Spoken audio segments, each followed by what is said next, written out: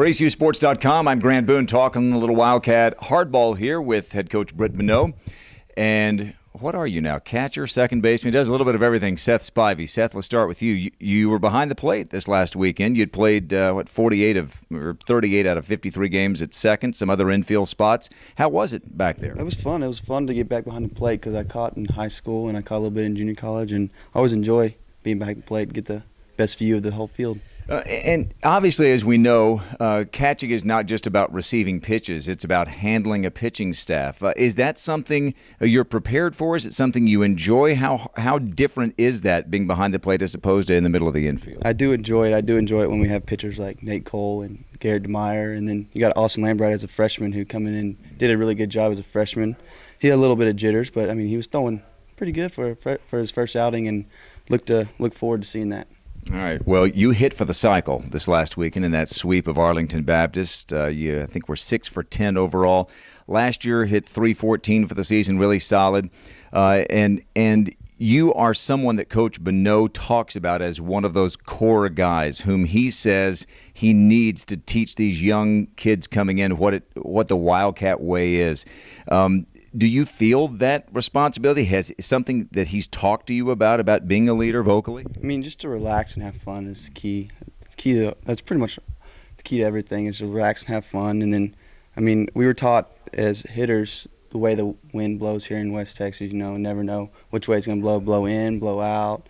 We always got to have a consistent swing. And then that's just one thing I try to focus on.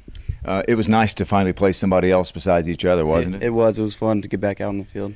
This weekend, a couple of teams, one of whom you'll be seeing on a regular basis, UCA. They're going to come in here for the Al Scott Classic. What are you looking forward to this week? Just looking forward to good competition, ready to get back on the field Friday night. Good. All right, let's talk to your coach here. Coach, you've told me before, privately and publicly, he's one of those guys you need to kind of set that tone. What is it about him that makes you feel that way? Well, anybody that's seen Seth play, they see a guy that goes 110% no matter where he is.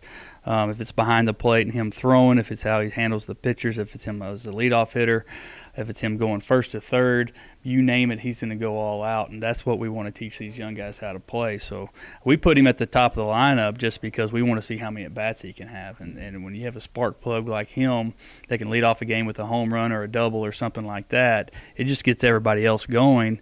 And I know that just from experience when I played, having guys that are hot in front of you really gets you more confident that you're going to be able to hit this guy as well. And Seth's one of those guys that just never backs down to anybody.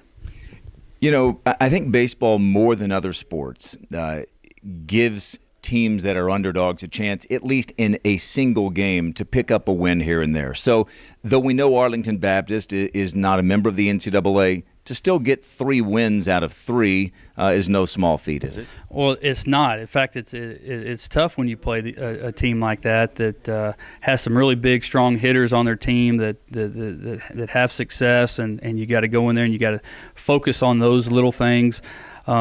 And then when your team gives you a big lead, how do you contain that focus throughout the rest of the game? Because as you could see, we put up 3 or 4 0, or they put three or four zeros up on us before we refocused again and finally put those games away. So it's tough both ways, but I think overall we were just glad to get on that field, and we are happy to have 3 wins. Yeah, and you'll get back on the field this weekend. You play 4 o'clock Friday, Saturday, and Sunday. The competition does get tougher. You get Central Arkansas in here and New Jersey Institute of Technology.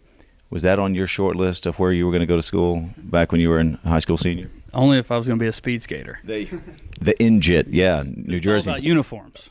Big time. Big time. And you look great in that unitard. Well, that and anybody that comes out and watches ACU play, it's for me, it's about how we look. And so it's big. And so if you haven't come out and watched us play, you're missing some of the greatest uniforms ever designed. Right. Yeah. Well, we got the old school '80s Astros look. I thought that.